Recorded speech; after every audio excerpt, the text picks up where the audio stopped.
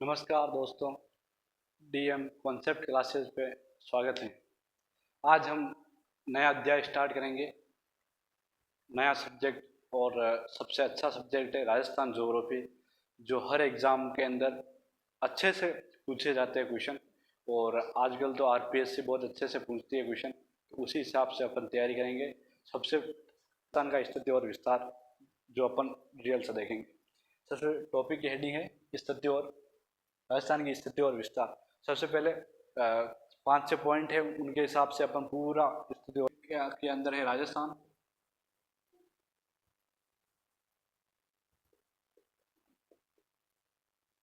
राजस्थान की स्थिति।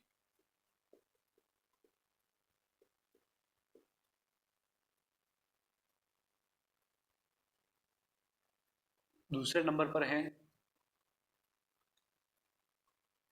दूसरे नंबर के अंदर है राजस्थान का अक्षांशीय विस्तार। सबसे पहले मैं बोल के बता देता हूँ कौन कौन से टॉपिक पर चर्चा करेंगे अपन।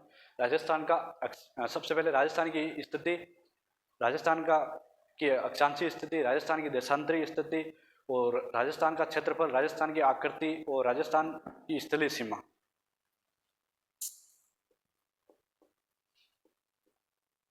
तो दूसरा टॉपिक है राजस्थान की अक्षांशीय स्थिति,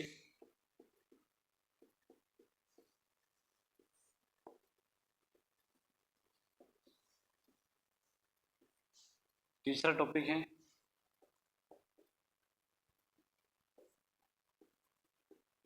राजस्थान की देशांतरीय स्थिति,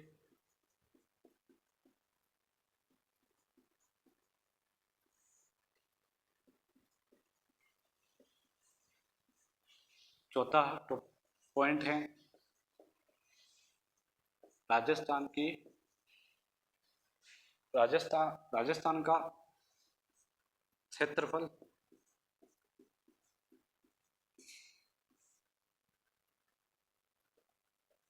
पांचवा पॉइंट है राजस्थान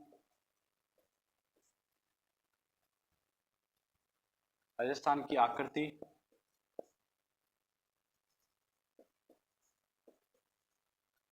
और छठा पॉइंट है राजस्थान की सीमा।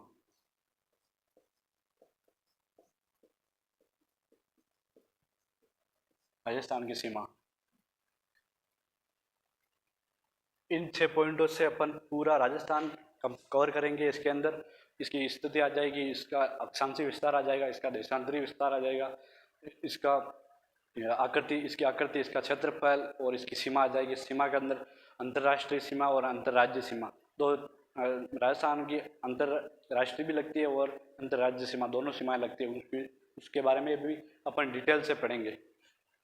सबसे पहले ये इन चीज़ों के बारे में पढ़ने से पहले मैं राजस्थान की स्थिति देख लेते हैं। सबसे पहले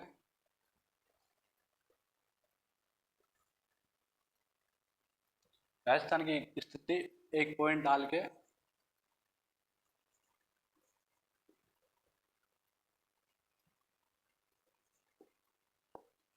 अक्षांश के अनुसार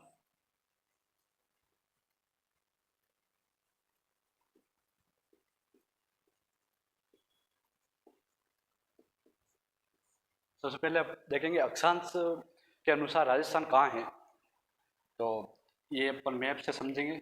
उसके पहले अपन छोटे छोटे पॉइंट है उनके बारे में डिस्कस कर लेते हैं, वो क्योंकि कई बार कंफ्यूजन उत्पन्न करते हैं क्या चीज़ है। सबसे पहले अपन देख लें ग्लोब। एक ग्लोब होता है ये, तो इन पॉइंटों के बारे में देख लेते हैं, चर्चा कर लेते हैं क्या चीज़ है। ग्लोब क्या होते हैं? ग्लोब होता है पृथ्वी का लघु रूपी, ग्लोब कहलाता है।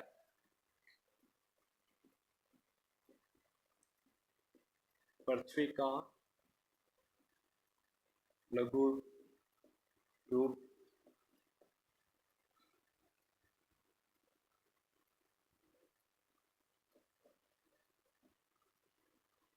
ग्लोब है, पृथ्वी का लघु रूपी ग्लोब है। ग्लोब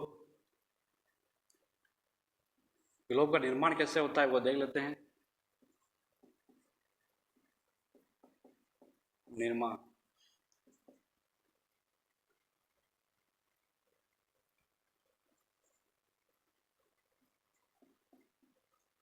अक्षांश व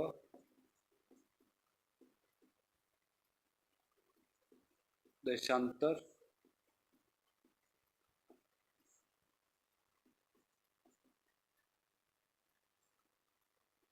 अक्षांश व देशांतर रेखा से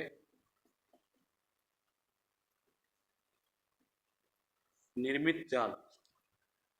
ग्लोब का निर्माण कैसे होता है? अक्षांश व देशांतर रेखा के से निर्मित जाल को अपन ये ग्लोब है, निर्मित जाल ही ग्लोब है। और इन दोनों को सम्मिलित रूप से अपन इसका निर्मित जाल है और इसको अपन ग्रिड या मैश भी कहते हैं।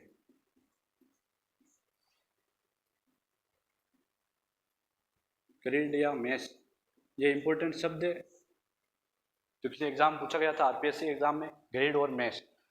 अब अपन बात कर लेते हैं, हाँ ये हो गया। और एक शब्द और है, कटिबंध। कटिबंध क्या होता है वो भी देख लेते हैं।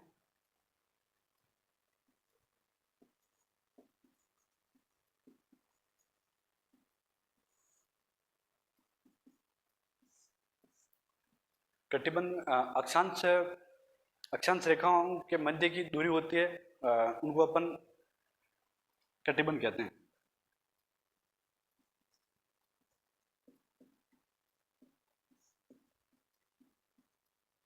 अक्षांश रेखाओं के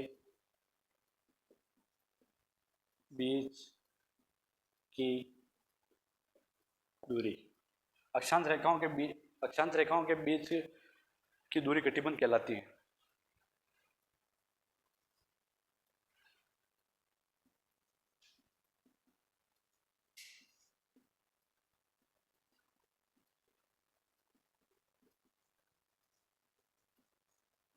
अक्षांश और देशांतर रेखाओं के बीच की दूरी ही अक्षांश रेखा किसको बोलते हैं वो सबसे पहले देख लेते हैं। जैसे ये अपनी पूरी पृथ्वी है, ये पूरी पृथ्वी है, पृथ्वी के बीचों बीच से एक ये रेखा जाती है 0 डिग्री रेखा। 0 डिग्री इसको बोलते हैं अक्षांश। 0 डिग्री अक्षांश कहते हैं। और एक ये अपने पूरे पृथ्वी या भूमि के बीच में होकर जाती है, इसलिए इसको भूमध्य रेखा भी बोलते हैं।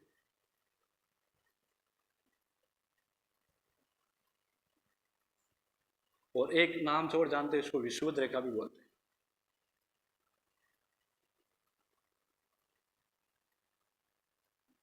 या विषुवत रेखा।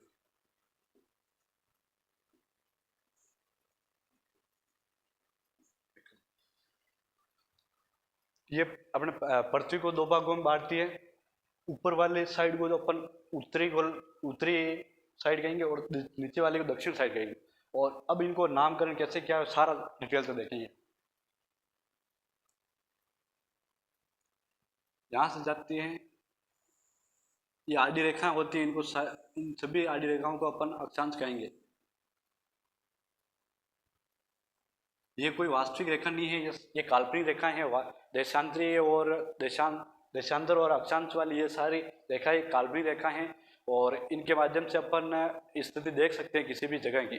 और देशांतर के अनुसार तो अपन राजस्थान के मतलब समय की गणना करते हैं देशांतर के अनुसार, और इनके अनुसार देख सकते हैं राजस्थान कहाँ है। दोनों के अनुसार देखेंगे वैसे तो। इसी प्रकार नीचे भी ये रेखा है, ऐसे करके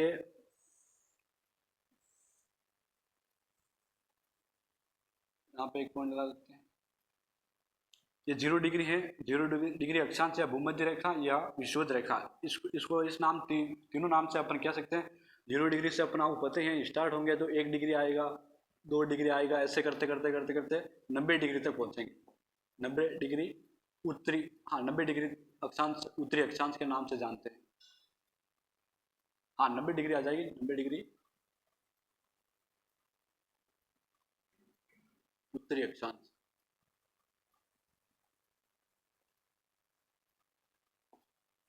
और ये भी 90 डिग्री तक आ जाएगी। और इसको ये भी ऐसे सेम पहुंचेगी 1 डिग्री, 2 डिग्री, 3 डिग्री, ऐसे करते अपन यहाँ पे पहुंच जाएंगे। 90 इसको मेरे हिसाब से अभी उत्तरी अक्षांश कहना, हाँ जो यहाँ से अपन अब यहाँ से तो दो भाग हो गए, ये अपनी मतलब 0 डिग्री अक्षांश रेखा है, और ऊपर जाएंगे तो ये दो भागों में बट गया, ये गोलार्ध, ये ऊपर बन गया उत्तरी गोलार्ध और नीचे बन गया दक्षिणी गोलार्ध। उत्तरी गोलार्ध के अंदर उत्तरी, उसको अपन उत्तरी अक्षांश भी कहेंगे और नीचे वाले दक्षिणी अक्षांश भी कहेंगे, नीचे वाले को दक्षिण अक्षांश कहेंगे। अब अपन राजस्थान अपना कहाँ है वो देख लेते हैं। राजस्थान वो अपन इसके लिए वापस, जैसे अपन इसके बारे में बता रहे थे, ये 0 डिग्री है, 0 डिग्री अक्षांश या भूमध्य रेखा या विषुवत रेखा, कुछ भी कह सकते, मतलब और भी दो तीन इन नामों से पुकार सकते हैं। तो जैसे जैसे ऊपर जाएंगे, यहाँ तक 90 आ रहा था और यहाँ पर भी 90 डिग्री, तो इनकी संख्या देखेंगे, अक्षांश की संख्या, अक्षांश रेखाओं की संख्या देखेंगे तो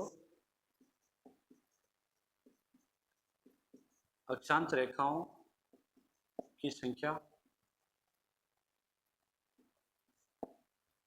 अक्षांश रेखाओं की संख्या देखेंगे। अक्षांश देखो 90 ऊपर है, 0 से 90 इधर भी है, 0 से 90 इधर भी है, दो दो पर ये उत्तरी गोलार्ध के अंदर भी 90, 0 से 90 उत्तरी गोलार्ध के अंदर भी है और दक्षिण गोलार्ध के अंदर भी 90 रेखाएं हैं। तो इनकी काउंटिंग करते करते आते हैं तो 90 90 180 हो गया, और 180 के अंदर 180 और 180 से एक कॉमन वाली लाइन है, इसको निकालेंगे क्योंकि इसको दोनों बार गिन लिया गया है। 90 है और 90 इधर भी है, 90 90 180, 180 में से मतलब एक को अपन काउंटिंग दोनों बार की हुई है, कॉमन आ गई, इसलिए अपन एक कम करेंगे। तो 179 इसकी अक्षांश की रेखाएं हैं, और अक्षांश के अंदर कोण भी देख लेते हैं।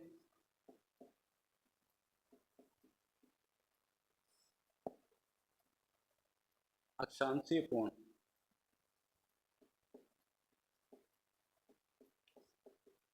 अक्षांशीय कोणों की संख्या, कितने कोण बन रहे हैं वो भी देख लेते हैं। 0 डिग्री उत्तरी अक्षांश से 90 90 कोण तो 90 डिग्री तक ऊपर बन रहे हैं और 90 से नीचे 90 90 100, ये कोण अलग है और रेखा अलग है, मतलब 90 कोण और 90 90 180, और एक ये 0 वाला ये भी काउंटिंग होगा, उसमें तो वो कॉमन आ रहा था, इसमें एक 0 डिग्री भी एक कोण है, इसकी संख्या हो जाएगी 181। ये इसकी अक्षांशीय स्थिति के अंदर कोणों की संख्या है। अब अपन बात करेंगे राजस्थान कहाँ है, किस गोलार्ध में है, और अक्षांश के अनुसार देखते हैं राजस्थान कहाँ है अपना।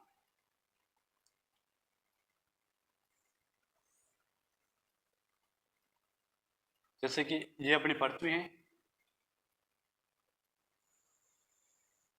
ये भूमध्य रेखा है, और अपना राजस्थान आता है 1 डिग्री, एक 23.5 डिग्री है, ये 0 डिग्री अक्षांश, और 23.5 डिग्री उत्तरी अक्षांश,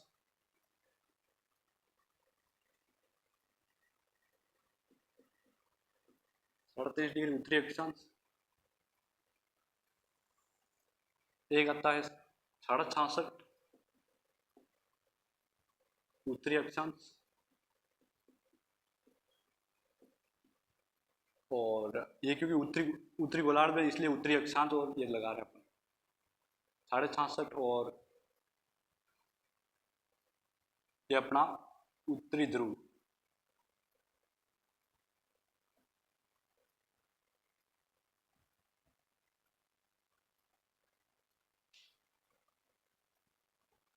नब्बे डिग्री उत्तरी ध्रुव या उत्तरी अक्षांश भी कह सकते हैं।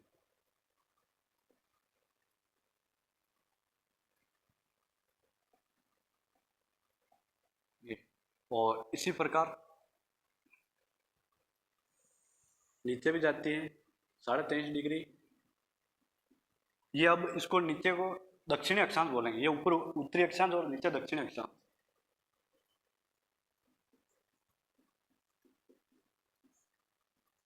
दक्षिणी अक्षांश और 66.5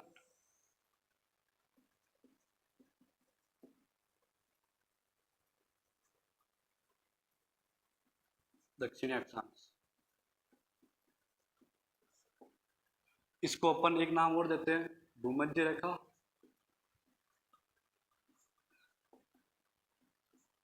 और सॉरी, इसको नहीं बोलते हैं, मैंने गलत लिख दिया, सॉरी। इसको भूमध्य रेखा, और इसको बोलते हैं मकर रेखा।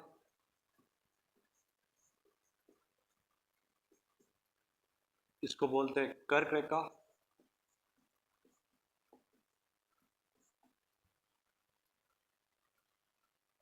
हाँ, अब अपन अपना राजस्थान है यहाँ पे दोस्तों, अपना राजस्थान है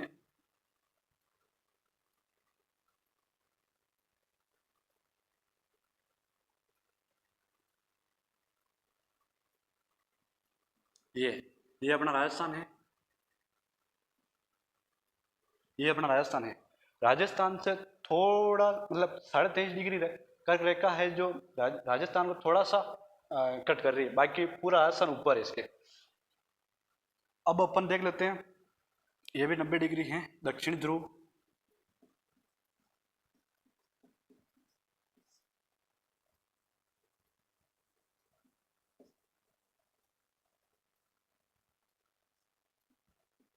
नब्बे डिग्री है दक्षिणी ध्रुव, या इसे दक्षिणी अक्षांश भी कहते हैं,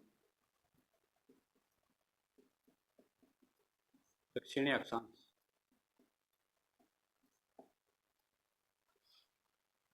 अब अपन फाइनली देखते हैं, इसके बाद अब एक डायग्राम में और फाइनली देखेंगे कि राजस्थान किस गोलार्ध में है।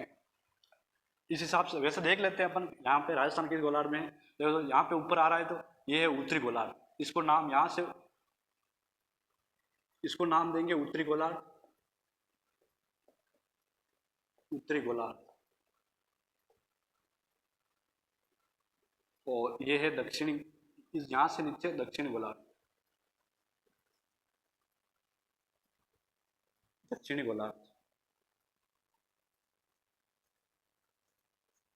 ये है दक्षिण गोलार्ध, ये है उत्तरी गोलार्ध। तो दोस्तों राजस्थान अपना है पृथ्वी, मतलब पृथ्वी पर अपना राजस्थान एक हिसाब से देखें तो अपना राजस्थान 23.5 डिग्री यहाँ से पार, ये थोड़ी सी 23.5 डिग्री थोड़ी सी आ रही है अपने राजस्थान के अंदर, इससे ऊपर है पूरा राजस्थान है, मतलब पूरा उत्तरी उत्तरी ध्रुव के अंदर या उत्तरी गोलार्ध के अंदर अपना राजस्थान है। तो अब अपन वैसे उत्तरी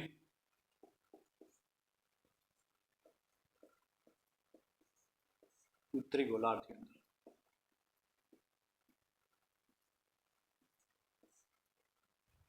उत्तरी गोलार्ध के अंदर अपना राजस्थान आ रहा है। और अब दोस्तों अपन आगे बात करेंगे कौन सा राजस्थान के मध्य से कौन सा अक्षांश होकर गुजर रहा है।